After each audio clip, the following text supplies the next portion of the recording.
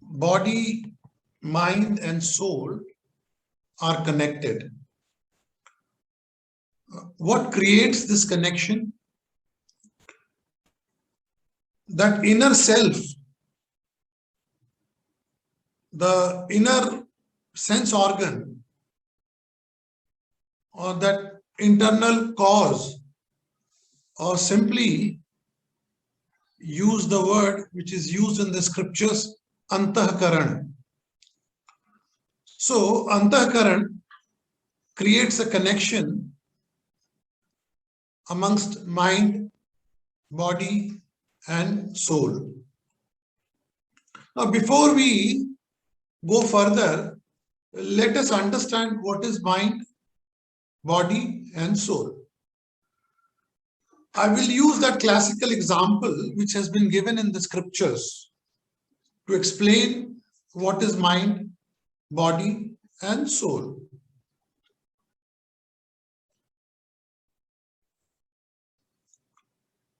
We all understand action organs, which is also called karmendriya, action. So your hands, your feet, your mouth, your urinary, your urine organ, your defecation organ. So these are action organs or called karmendriya. So there are five karmendriya. We know this. So if we use an analogy which has been used in the scriptures, so this is considered path. So these are different paths. There are 5 jnanendriyas, 5 sense organs. How do you know something? To know something, you are using either your eyes or ears or nose or your tongue or your skin. These 5 are called sense organs. Through these sense organs only, you get some knowledge. You understand something. Through these 5. So there are 5 action organs, 5 knowledge organs. And so knowledge organs, if I use the analogy, they are like horses. You can, if you don't put them on one side, then, so one horse is going this way, one is going this way, so you are reaching nowhere in that case.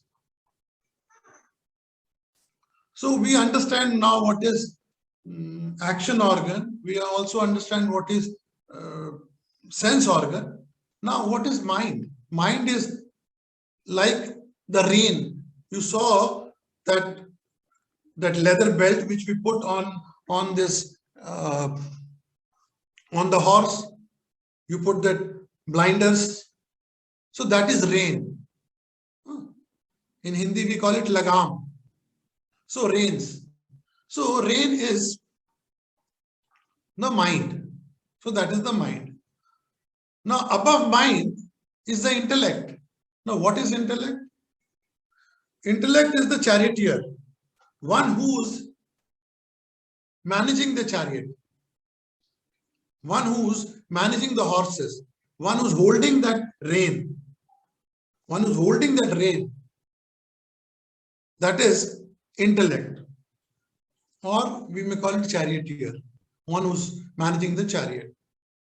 So this is an example which has been used in the scriptures.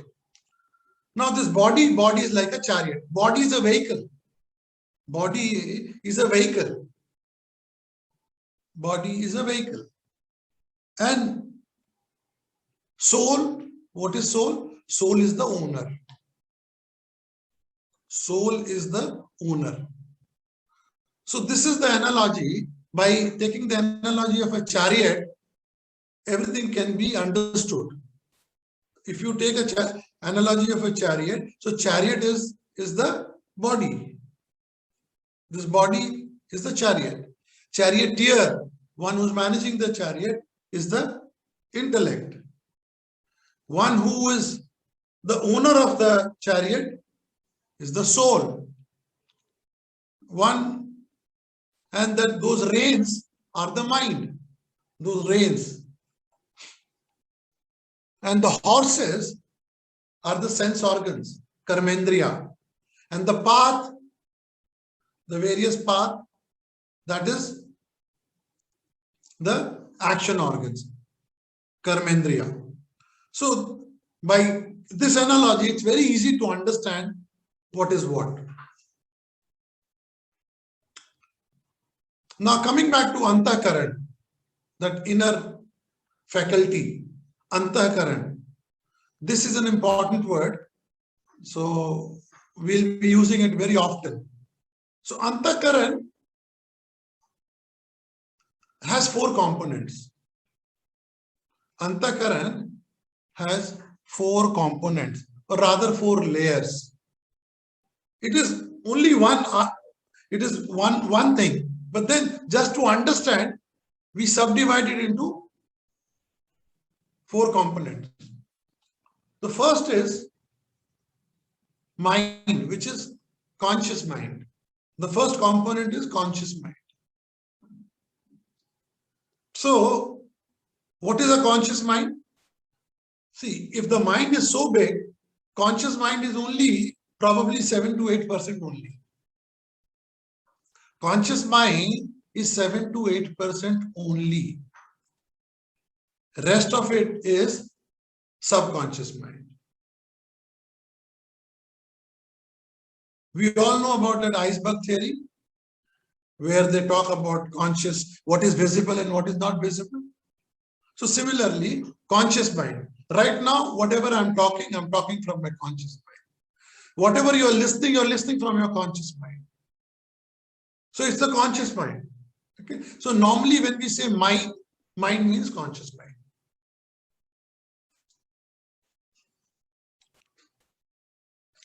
Second component is intellect. Intellect is what? As we just now saw, intellect is the rein. Intellect controls the mind. Intellect manages the mind. Intellect governs the mind. So intellect is a wisdom faculty. Intellect creates an influence. Now, so first one was mind, second is intellect, man, buddhi, chit, ahankar, chit. Now what is chit? Chit is memory. So one of the component of antakaran is chit, which is memory. Now we will come back to memory in a short while, because we have to go in detail, in depth in this aspect. And the other aspect and the other component is ahankar. Ahankar is, we all understand, it's your ego. It's your identity, the false identity. I'm so and so. That false identity is your ego. So, man, buddhi, chitta, ahankar. Conscious mind, intellect, memory, and subconscious mind. Sorry, conscious mind, intellect, chit. Chit is the subconscious mind, and ego, ahankar. Chit is memory, memory is subconscious mind. See, there is some memory which is in the conscious mind, which is a very small memory. For instance, whatever I'm talking to you right now, if you remember this aspect, this is in the conscious mind. But this is a temporary memory. The permanent memory is subconscious mind, where you store it finally. Now, we understand, now let's go back to chit, memory, subconscious mind. Now, subconscious mind is very powerful. Subconscious mind is where all the past life imprints are there. All your storage, your hard disk is there. All that data, whatever you did in your past life, whatever you did before that, whatever you did before that, all those memories, all those your features, your traits, your qualities, everything is stored in chit, stored in that memory. in that subconscious mind. Now, this subconscious mind makes your real personality, because conscious mind is pretension. You pretend to be like something, but your subconscious mind is your real personality. What is not visible to others. Your conscious mind is visible. See, how do you look, how do you wear, how do you talk, everything is visible to me. But how do you think is not visible to me. What is your inner self? That is not visible to me. So that is in subconscious mind. Now, subconscious mind has something called sanskar. Sanskar is stored in subconscious mind. Sanskar is in the chit. This is very important. Sanskar, those basic traits, your features, your quality, everything is stored, which is called sanskar, in the chit. When you go to a doctor may not believe in sanskar, but he does believe in DNA. When you go to a doctor, he talks about DNA. So the nearest expression medical science can have on sanskar is DNA.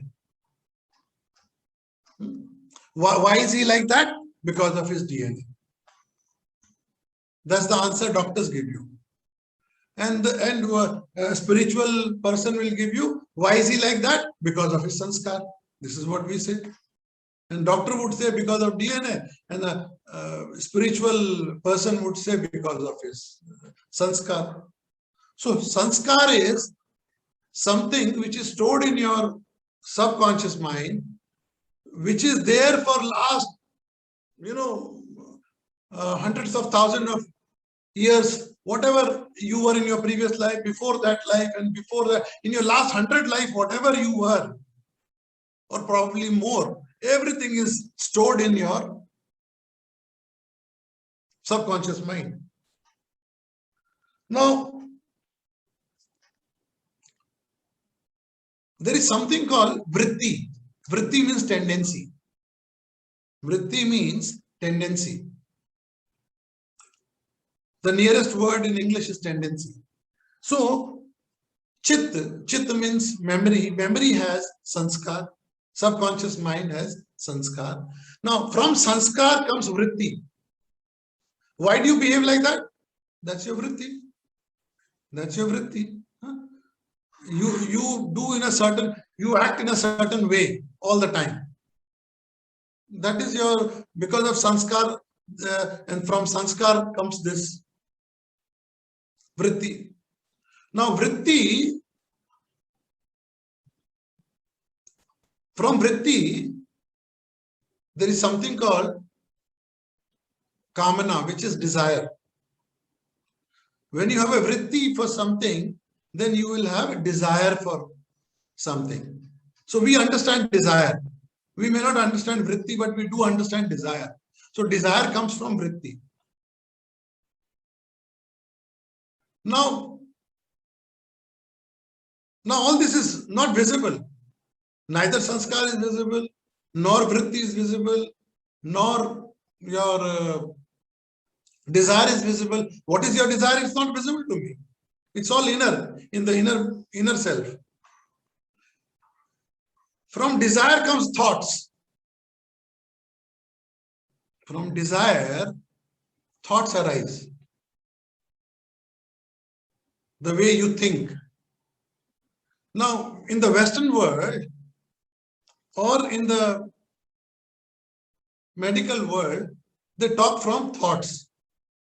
Thoughts, there, doctors even talk, oh, you are having too many thoughts, you are disturbed, every time you're thinking too much. You should not be thinking so much. This is what doctors tell you. So thinking is medical science also agrees with this. But prior to thinking comes from desire. Desire comes from vritti. Vritti comes from sanskar. Sanskar is in the subconscious mind. So look at the chain. Subconscious mind, from there sanskar to vritti, vritti to desire, desire to thoughts. So now when you talk about thoughts, then the medical science also understands. But before that, there was so much. And after thoughts is what? Very simple. Karma, your action. If your thoughts, you have a thought that you should do something, then you act upon it. Action. So thoughts lead you to action. Thoughts lead you to action. This sequence is very important. Subconscious mind is part of Antakaran. Antakaran is, there are 4 levels. Man, Buddhi, Chit, Ankar. Chit is subconscious mind. Subconscious mind has sanskar. In sanskar, there is, from sanskar comes vritti. From vritti comes desire. From desire comes thoughts. And from thoughts, karma, action. And now, see the wonderful part. Now from action, once you do action, again, you are creating sanskar. Now look at the fun. So you are in a circle. There is a cycle. This leads to this, this leads to this, this leads to this, and ultimately again you go back to sanskar. That means whatever you are doing, but there is there is a catch over here. Whatever you are doing, whatever actions you do, and you are aware of those actions, if you are in control of yourself by doing those actions, then they don't create sanskar. If you are doing any action mechanically, and most of the time we are very mechanical, we don't know what are we doing. You are mechanically doing most of all our life we have been doing many things mechanically.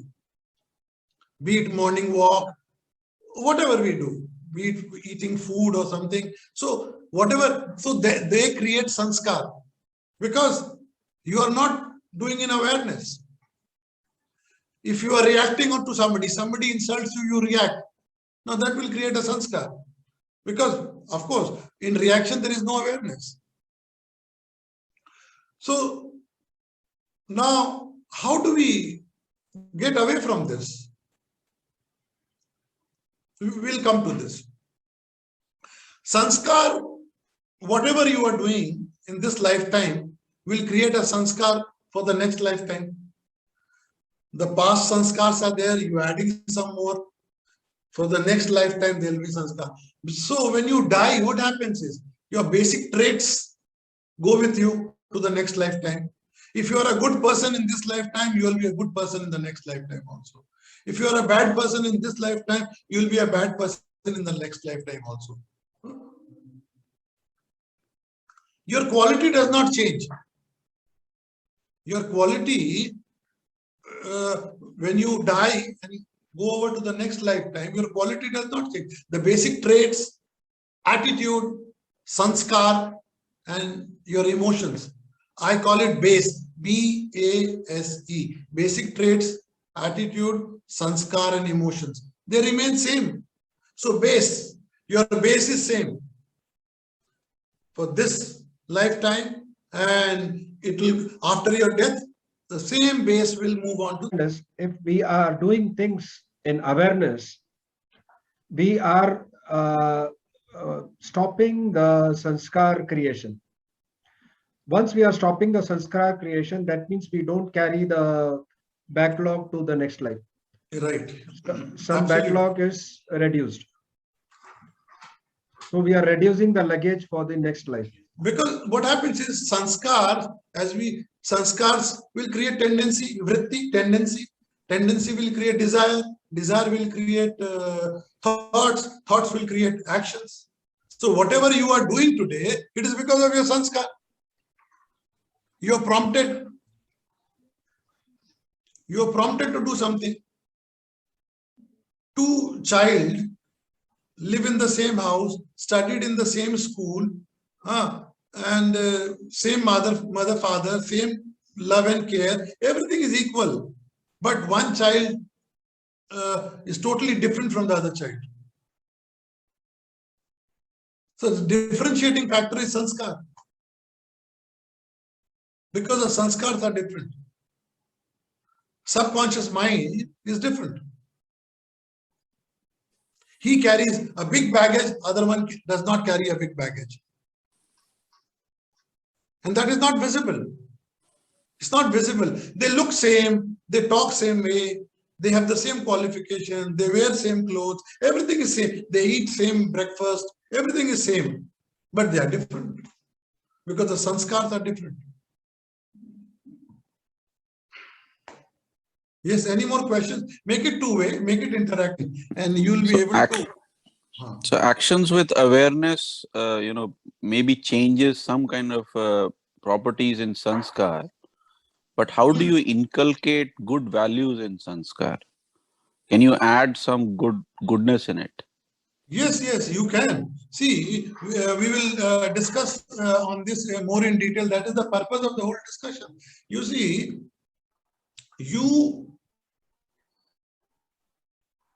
from thoughts comes action.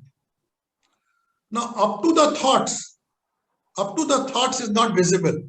What is visible to me is your action. You are doing something, it is visible to me. But how are you thinking is not known to me. What are you thinking right now in your mind is not visible to others. It's not known to me. But whatever you are doing, you are smoking, it is visible to me. You are eating your breakfast, it's visible to me. You are doing yoga, it's visible to me. But how are you thinking? That is not visible to me. Now what happens is, at the stage of thoughts, from the stage of thoughts, there is one aspect which is very important, which I wanted to discuss later, but since he's asked, let me come to that. There is something called intellect. There is something called intellect. Now, intellect can, if you apply your intellect, it can change the course of action. You had a desire that let us go to the bar and have beer, for instance. Okay, you in your subconscious mind, in your past life, you were consuming alcohol in your past life. So you have that sanskar of alcohol. Now, that sanskar gave you the vritti. Vritti gave you that desire to have alcohol. Desire gave you that thought of alcohol. Now, up to here is not visible, but now there is a faculty called intellect. Bhagavad Gita says intellect. Now, intellect comes into picture. Intellect says, no, you should not consume alcohol because tomorrow morning you have to go to office. If you consume alcohol, tomorrow your office going may be affected. So if your intellect is there and you have made your intellect more powerful, then if you are listening to intellect, then you will not consume. So everything was happening, the chain, you broke the chain by intellect. So actions are in your hand. You cannot blame sanskar for you are doing something wrong and then I tell you, why did you do wrong? No, this is my sanskar. What do I do? I cannot do. This is my sanskar. That's fine. That is your sanskar. Undoubtedly, that is your sanskar. But your intellect can override. Intellect will tell you, come on, stop it. You cannot do it. Somebody insults you. Somebody abuses you. Somebody does something nuisance to you. Now, what are your options? You can also be nasty to that person.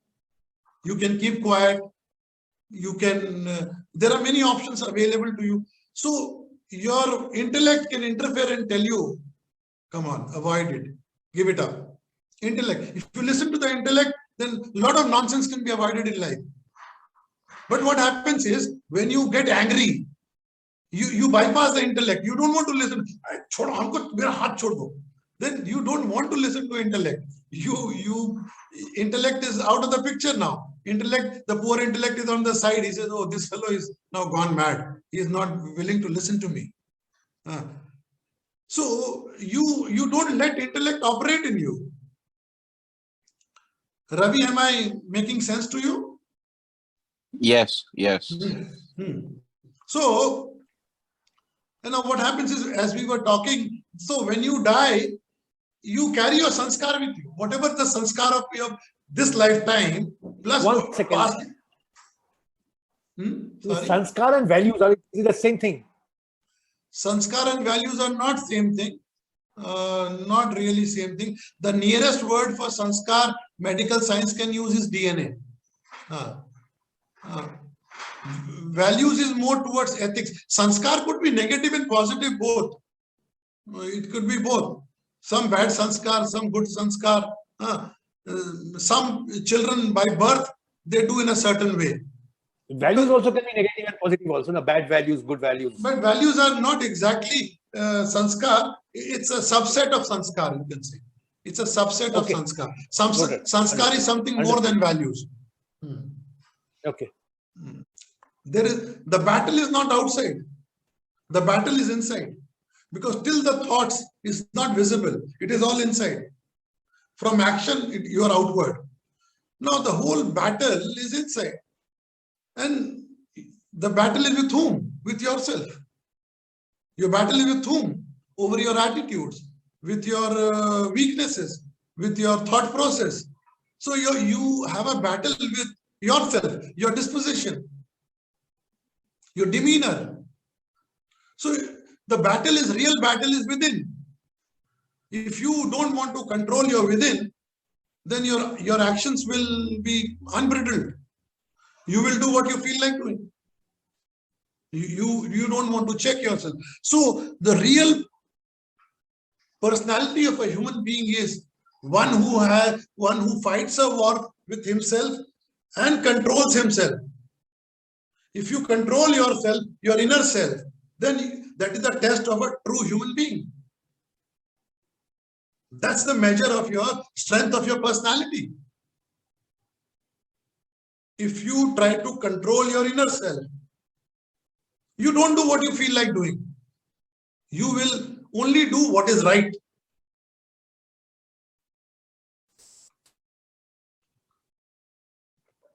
So this battle is inside. The battle is not outside. You don't have to say that, I do because of my spouse. I do because of my children. No, that is not the right answer. I do because my friends provoke me to do like this. No, that's not the right answer. You do because that is your tendency. That's it. That's the answer. The answer is your inner self is like that. You don't want to control your inner self. That's all. That's the answer. You don't want to put a check over there. Now you find an excuse with outside world. Outside world has nothing to do with how you react. That has nothing to do. Why do you give the remote of your life to somebody else? Don't give it. And if they have a remote, don't act on that remote. I may press the anger button. I may press the anger button of Amar, and Amar gets angry. I again press the anger button. Again Amar gets angry. Again I press the anger button. You break the connection. You don't get angry with my pressing the button. Then I keep pressing, and he doesn't get angry. Then who gets? I get angry. So why should you get angry? So who controls you? I control you. I know when to make Amar angry. So if I say something, he will get angry. So who controls him? I control him. He doesn't control himself. But the test of your personality is when you control your inner self. That's the mark of a true human being. Then the revolution starts happening. That is the first step towards spiritualism. The first step towards spiritualism is when you start controlling your inner self. That is Bhagavad Gita says, chapter 16, slokas 1 to 24, Bhagavan Krishna speaks about that there are divine qualities and there are demonic qualities. Every human being has that. Somebody will have more divinity, somebody will have less divinity, but everybody will have divine quality and the demonic qualities. So divine qualities, if you walk the path of divine qualities, it will take you towards liberation. The road ends at liberation. And if you take the route of demonic qualities, then it will take you towards bondage. It will take you towards bondage. So it is your choice whether you want to liberate yourself or you want to remain in bondage. It is your choice.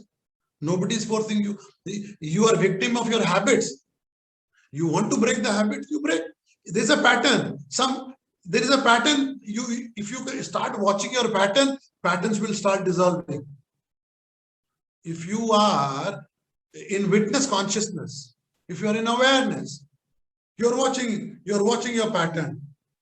Some people, have you seen some people that now see, this fellow will do like this. So we know the pattern for others, but we don't know the pattern for ourselves. We know others. Now he has come, just see, he will open his shoes. Now he will do like this, then he will do like this. So now he'll take the remote and then he will put this channel. So we know everything about others, but about ourselves, we are not aware.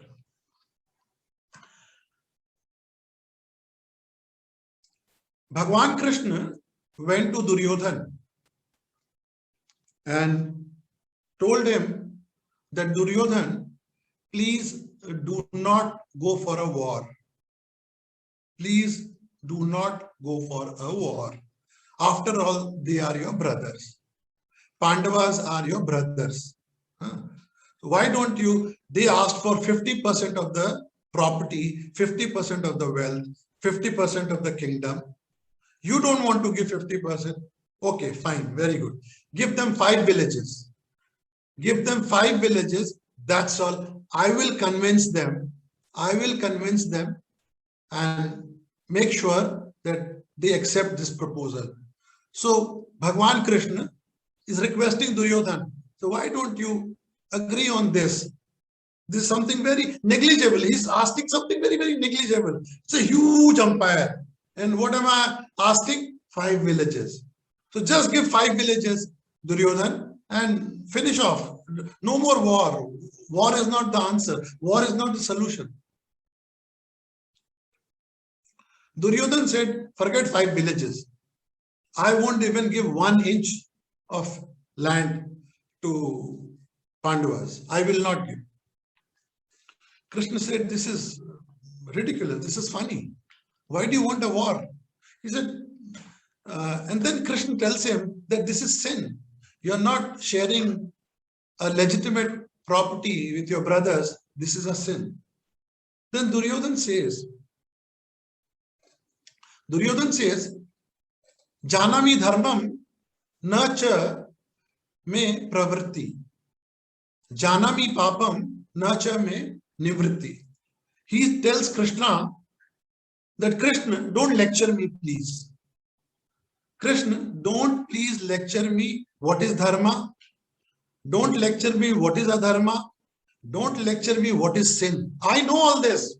You don't tell me all this. This is religion, this is irreligion, this is sin, this is virtue. I don't want to hear all this, Krishna. Please. I don't want any settlement. I will not do any settlement. I will wage a war. And all this concept, this is dharma, this is this. I don't want to hear all this. I know all this. Now, this is very wonderful. What he says is, Janami dharmam nacha me pravritti. I know what is religion. I know what is good. I know what is righteousness. But I don't have inclination for it. I know what is good. I don't have inclination for all this. Krishna, I don't have. I know what is sin. I know. Don't tell me. Don't preach me. Don't teach me. I know what is sin. Nacha me nivritti. But I have no escape from it. I cannot avoid it. I know consuming alcohol is bad for health, but I can't help it. I like it. I like it. I know doing certain practices is bad, but I have no escape. I like it. I enjoy it. No nivritti. So towards goodness, I have no pravritti. Towards sins, I have no nivritti. So Krishna, don't tell me. I understand all this. See, Duryodhana at least understood. He knew. Most of us, we don't even know what is our problem. He knew the problem, but he didn't follow. He didn't want to follow the right path, but he knew. It's not that he was stupid. He did not. It's not that he did not know the problem. He knew that this share belongs to his brothers. He knew that. It's It's not, he did not deny it. He doesn't belong to them. But he said, I will not give. I will not give. So he knew that. Most of us are not even aware of our life. What is going on inside? We are not aware. Or we are aware, we know, but we don't follow the right path. Sometimes we know this is not the right path, but still we do. You are accumulating sins. As Catherine sometimes asks me, is this person not aware of, is this person not scared of karma? What answer to be given? What answer to be given? Yeah, the person is aware of karma, but he's not bothered. He's accumulating sins. He's not bothered. You know, behaving in a certain way with your spouse is wrong, but still you are doing it.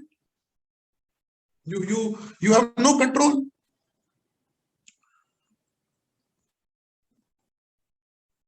You see, there is no difference between animals and human beings. There is no difference.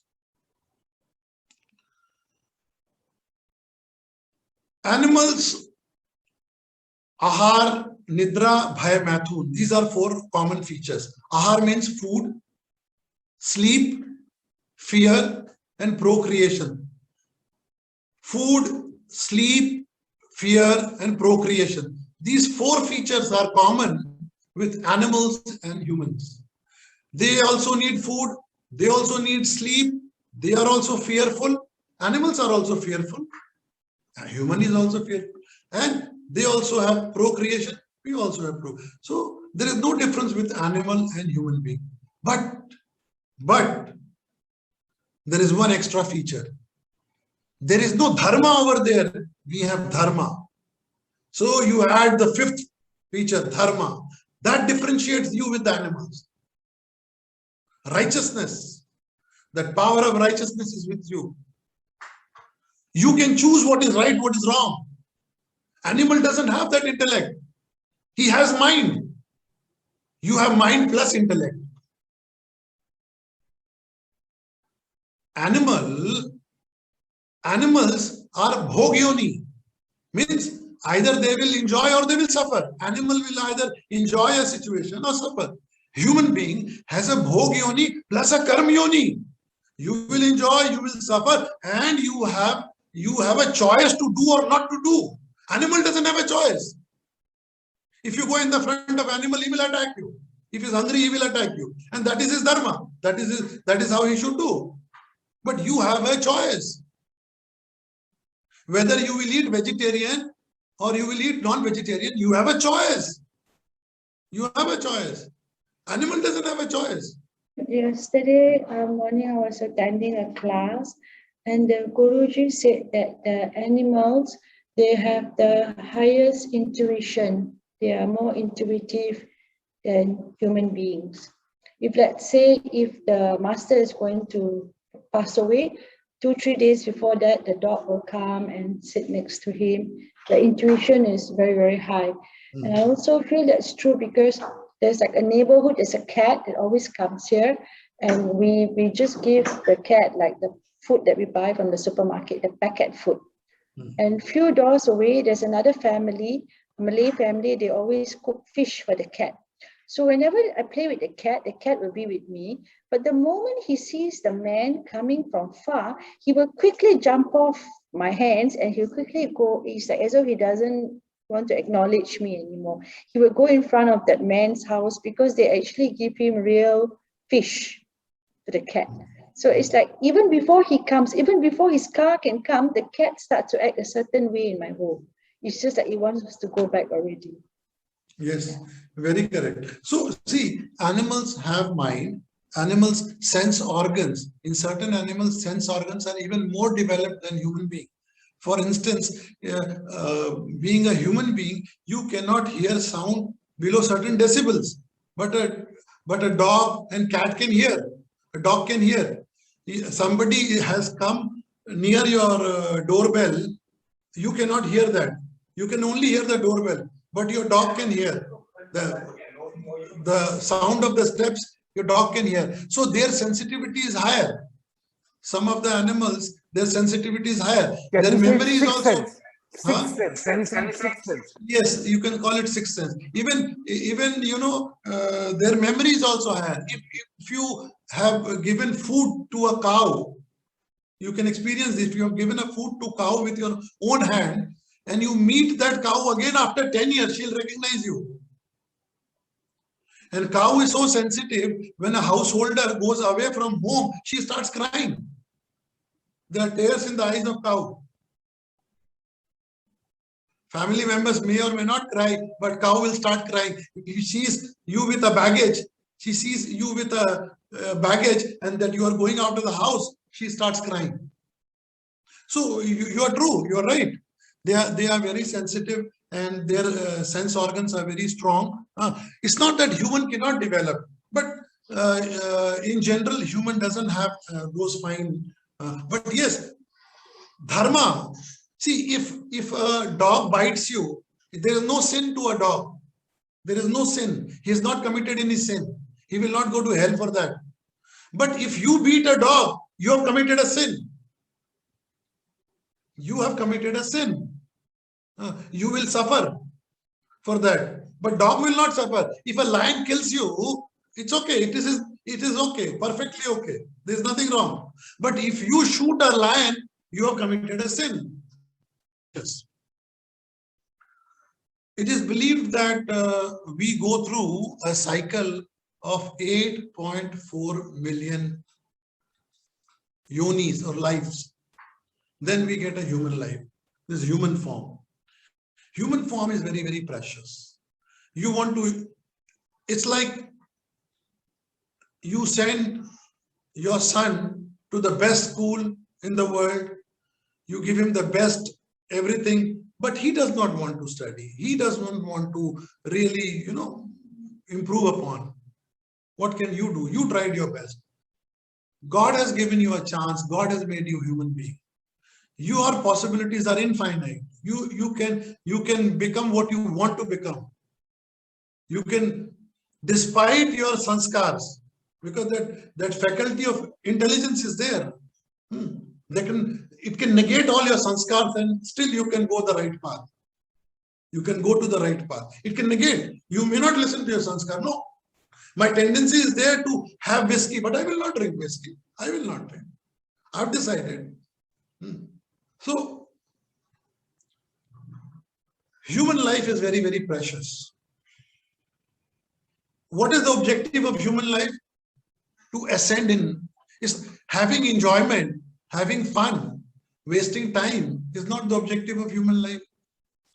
Objective is to ascend, to have a better life in next lifetime. If you are at a particular level in this lifetime, you should be at a higher level in the next lifetime, if not liberated. Of course, the ultimate objective is to be liberated. But then you are doing all kinds of wrong acts in this lifetime. So what will happen is, you will be a human being. Say if you are a human being, you will be of a lower category. You will be having more financial problems. You will be having more health problems. You will be having many other problems because of whatever wrongs you are doing in this lifetime. So it is up to you. There are people, they say that, I do what I feel like doing. There are people who say this, but that is not appropriate. The word in Hindi is manmoji. Manmoji. I do what I like. I enjoy. Whatever, I feel like doing, I do. You cannot do that. There are two concepts. Either you are a manmoji or you are buddhijeevi. You listen to your intellect. You are buddhijeevi. You listen to your intellect. Go get guided by your intellect, and then you choose the path. Don't be a manmoji. Don't be instinctive. Do what you like. Jo man mein aata hum karte hain. Whatever I do, whatever I feel like.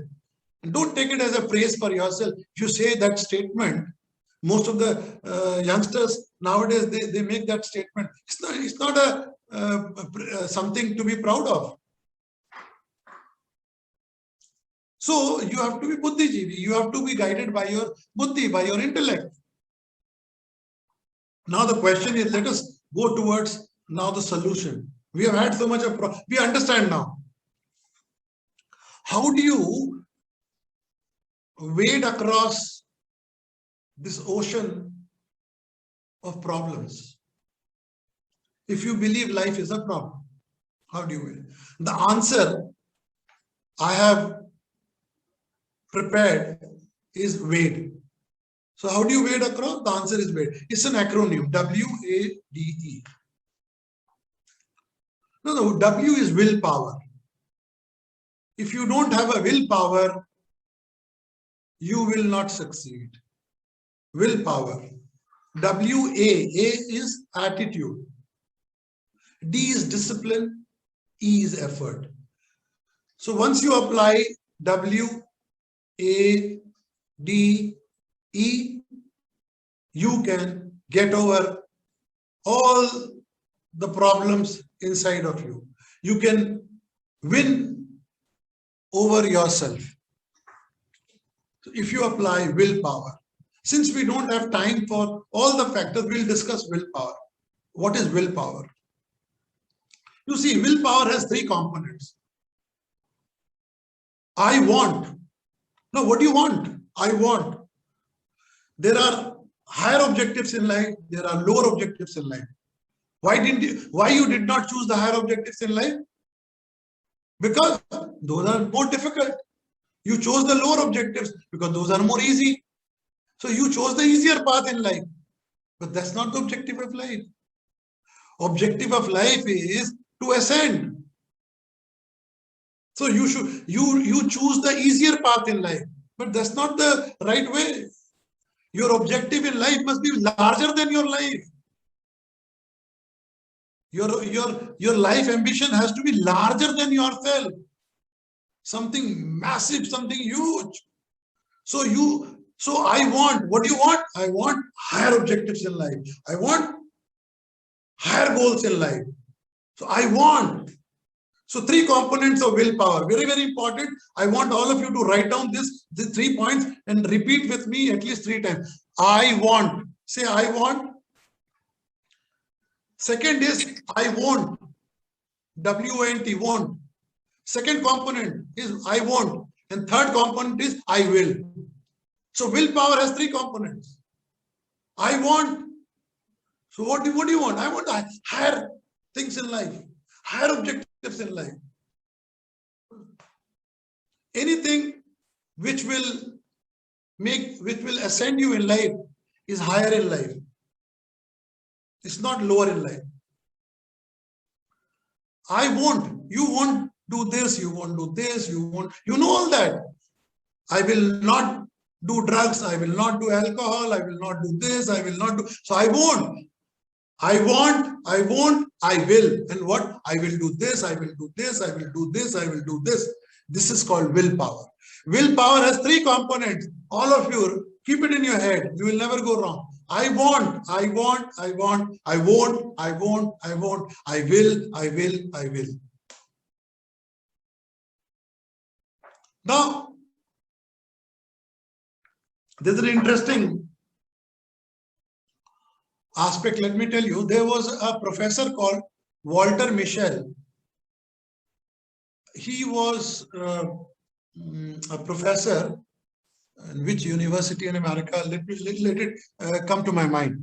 He carried a research with 500 kids, 500 toddlers of 4-year-old. He conducted a research, and the research was very interesting. It's called Marshmallow Toddler Torture. Toddler Torture, the name of the research. What he told all the toddlers of 4-year-old, he gave them 1 piece of marshmallow each. Marshmallow is kind of a chocolate, you all know. Huh? Because it's not popular in India, but people in Singapore and elsewhere, they will understand marshmallow. It's a, made of sugar and essence of that mallow flour. So made from there. So every he gave to every toddler one marshmallow. A 4-year-old kid sitting in a classroom, and you gave them a marshmallow. And now here the condition, which is very interesting.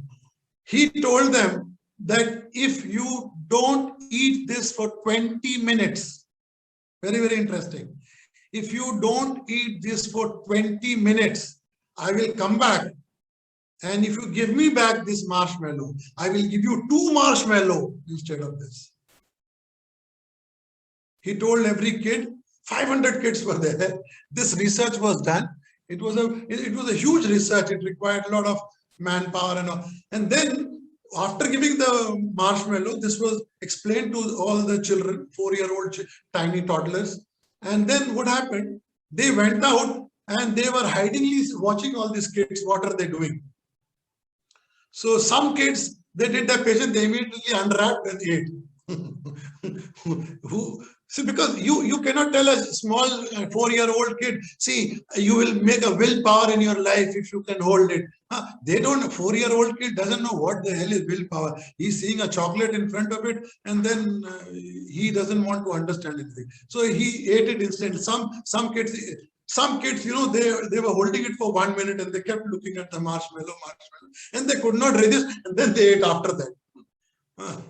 Some kids were even more strong. They were holding it for 2 minutes, 3 minutes, and they were looking here. They were trying to ignore, you know, the marshmallow. They were looking here. They were trying to forget. But somehow they could not also resist. They also ate.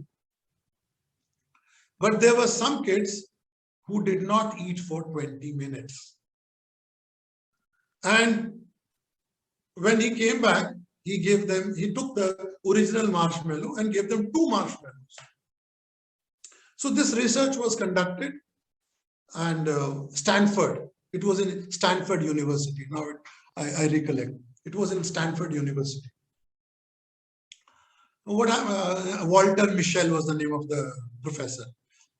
And in this 500 kids, his own 3 daughters were also there. 3-year-old, 4-year-old, 5-year-old. 3 daughters were also there in this sample of 500. Now what happened? After 20 years, when this research was done sometime in 1960s, this research was conducted in 1960s. After 20 years, these girls grew up. They also went to Stanford University. All the 3 girls went to Stanford University. So somehow, you know, it rekindled their interest. Oh, that research was carried on by us, by this university. Why not, you know? So they again, father was also there as a professor. So again, they started talking about the same research. Then what happened? Next 20 years, they started tracking all those 500 students, all those 500 people. Now they are all grown up. They were 4-year-old when the research was carried out. Now they are all, you know, 24, 25, 30, whatever. So they are all grown up. So they started tracking them and finding, they tracked them for next 20 years. For next 20 years, they kept a track on them. What are they doing? What are they studying? How are they faring? And all that. How's their health? Everything. They were keeping a study on them. And interestingly, they found out. Very interestingly, they found out. The kids who did not consume marshmallow for 20 minutes, all of them were very healthy. All of them were very slim. All of them were academically very good. All of them were doing well in their job or in their business or in the sporting arena. All of them were doing well. This is the research. Okay? This was actual research carried out. This research was spanned over 50 years. This was very big research taken out, done by Stanford University. Now what happened? Then they found out about the other kids who did not, you know, all of them, they were obese.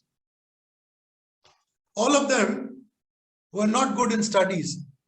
And 12% of those kids who had the chocolate immediately, 12% of them even went to jail on few occasions. 12%. This is the research. This is the research, willpower. If you don't have a chocolate only for 20 minutes, how much impact can it have in your whole life? Look at this. So willpower, if there is one thing which brings success in your life, it is your willpower. If you're obese, you can't become slim, the answer is willpower. It is not, no, my metabolism is slow. No, actually, you see, my mom cooks and she puts, oil in everything. That's why, no, all that is humbug, nonsense. The answer is willpower. You are not slim because of your willpower.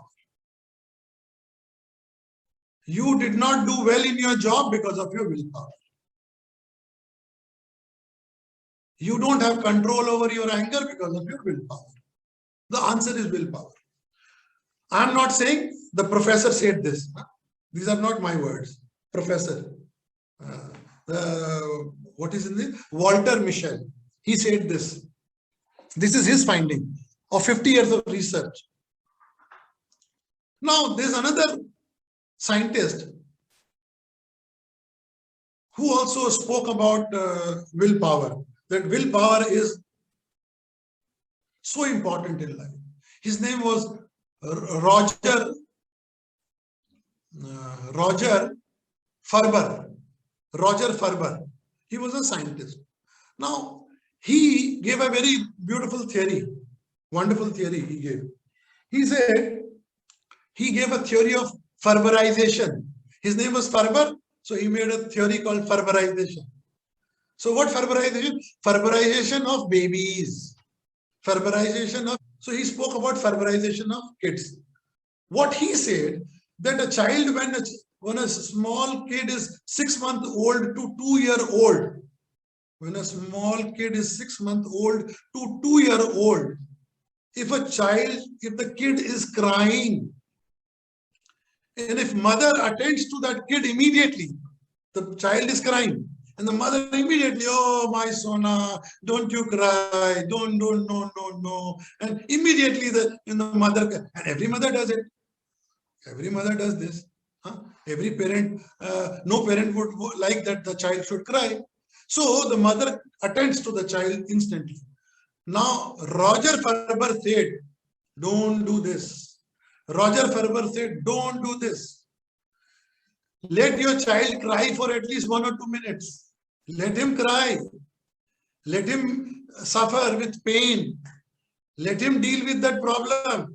Let him know that life will have lots of problems, because when he goes for a job, when he cries, when he has a problem, the mother cannot go to the office and fight with the boss. Please, so Ferber said, Roger Ferber said, leave your child alone for a few minutes. If he's a 6-month-old child, leave him for 1 minute. If the child is crying, leave him for 1 minute. You attend the child after 1 minute. Let him cry for 1 minute. Let him suffer with pain. Let him deal with the problem. And then he found out in the research, very interesting thing, that these children, they cry for some time and then they become quiet. Because every day they see the mummy does not come. Mummy does not come for first 1 or 2 minutes or whatever, Mummy is missing. Or she's hiding behind the curtain and just watching the kid. Okay, you're crying. Keep crying. So the child sits, and then child says, oh, nobody is taking care of me. So he takes care of himself. So Ferber gave this theory. He made certain rules that 6-month-old child, let him cry for 1 minute, and so on and so forth. Because in real life, if a child has a problem, there's nobody to help him. There is nobody to help him. If you go for a job, you're 24-year-old, your boss has scolded you. What do? You can't call your mummy. This boss is devil. Can you do that? You go to school, your teacher scolds at you. What do? Mummy, the teacher is shouting at me. You cannot do that. So let the child learn to take problems. Let the child learn to bear that pain. So this is what Ferber's theory. Now, interesting part is, we are all grown up. We were not Ferberized. Our parents did not make us cry. Now what happens to us is a question. The good news is, even for us, there is a scope. Our willpower also can be improved upon. The easiest way to improve your willpower is meditation. This is the easiest way. Because in meditation, what happens? You are sitting with your eyes closed. Thoughts are coming. And I ask you, don't open your eyes. Now you want to open your eyes, but you're not opening your eyes. I tell you, don't move your body. You're sitting. You feel like moving. You feel like, scratching. You feel like scratching here, but you are not scratching. Now that increases your willpower. Your muscles are getting stronger. And your body knows, oh, this fellow is not going to scratch. This fellow is not, so even the body changes its tendencies. And your willpower gets strong. Willpower is like a muscle power. You can grow it. Some people, when they fast, they will fast for the lunchtime, and by the evening they eat everything because the willpower is weak.